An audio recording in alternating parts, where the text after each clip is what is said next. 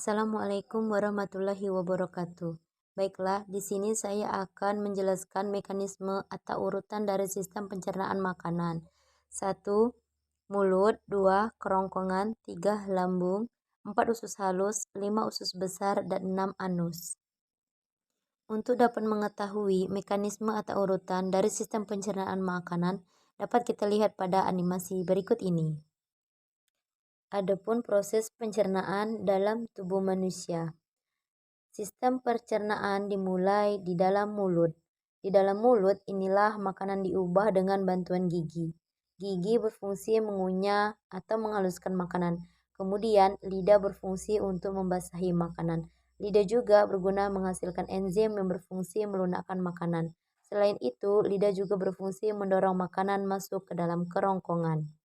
Setelah dari mulut, makanan menuju kerongkongan.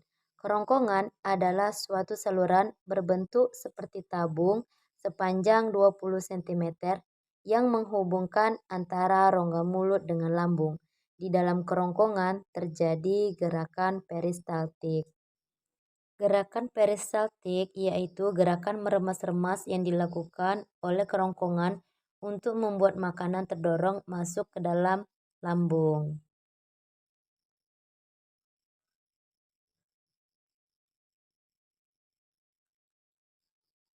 Kemudian selanjutnya yaitu lambung. Lambung adalah organ pencernaan manusia yang paling elastis. Lambung berbentuk seperti kantong dan terletak di dalam rongga perut sebelah kiri atas.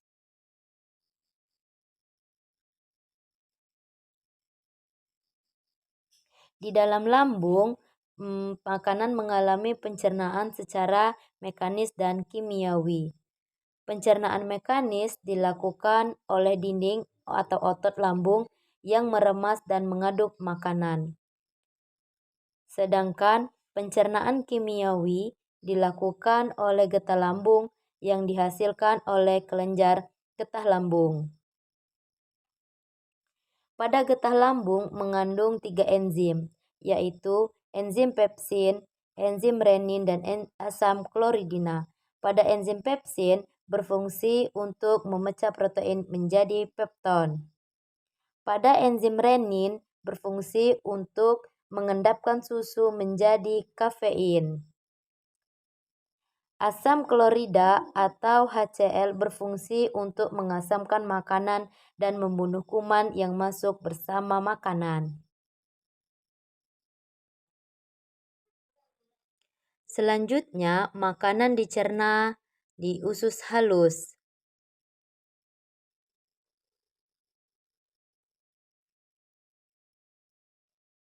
Di usus halus ini merupakan usus yang terpanjang di dalam saluran pencernaan manusia karena panjangnya mencapai 6-7 meter. Di dalam usus halus terdapat cairan khusus yang membantu penyempurnaan pencernaan makanan. Usus halus terdiri dari 3 bagian yaitu usus 12 jari, usus kosong, dan usus penyerapan. Pada usus 12 jari atau duodenum memiliki panjang kira-kira 25 cm. Pada usus 12 jari mencerna makanan dengan bantuan getah pankreas dan getah empedu. Getah pankreas dihasilkan oleh kelenjar pankreas. Getah pankreas itu sendiri mengandung 3 enzim sebagai berikut. Enzim amilase berfungsi mengubah zat tepung atau amilum menjadi zat gula atau glukosa. Enzim tripsin berfungsi mengubah pepton menjadi asam amino. Kemudian, enzim lipase berfungsi mengubah lemak menjadi asam lemak dan gliserol. Sedangkan getah empedu dihasilkan oleh hati dan disimpan oleh kantung empedu. Getah empedu berfungsi untuk menghancurkan lemak. Usus kosong atau jejunum terletak di antara usus 12 jari dan usus penyerapan. Usus kosong memiliki panjang 2,5 meter dan berfungsi untuk mencerna. Lebih lanjut, makanan yang telah dicerna oleh usus 12 jari terakhir.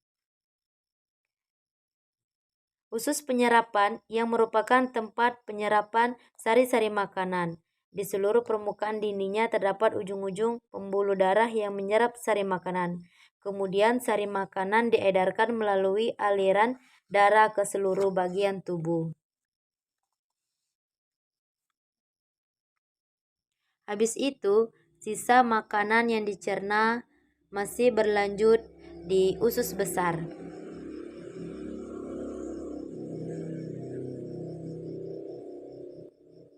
Usus besar berfungsi menyerap cairan, vitamin, dan mineral dari sisa-sisa makan yang telah diserap oleh usus halus. Pada usus besar terdapat bakteri bernama E. coli yang membantu proses pembusukan sisa makanan.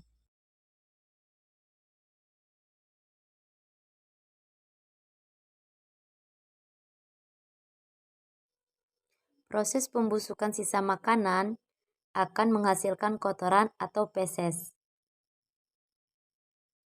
yang kemudian dikeluarkan melalui anus.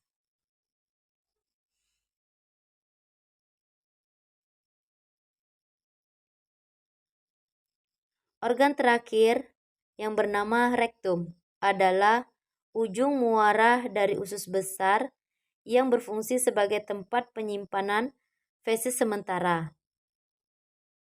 Ketika rektum terisi penuh dengan feses, maka saraf akan mengirimkan respon ke otak yang menimbulkan rasa ingin buang air besar. Yang terakhir adalah anus. Anus adalah lubang di bagian bawah yang berfungsi sebagai tempat keluarnya feses dari dalam tubuh manusia. Itu saja yang bisa saya jelaskan mekanisme atau urutan dari sistem pencernaan makanan.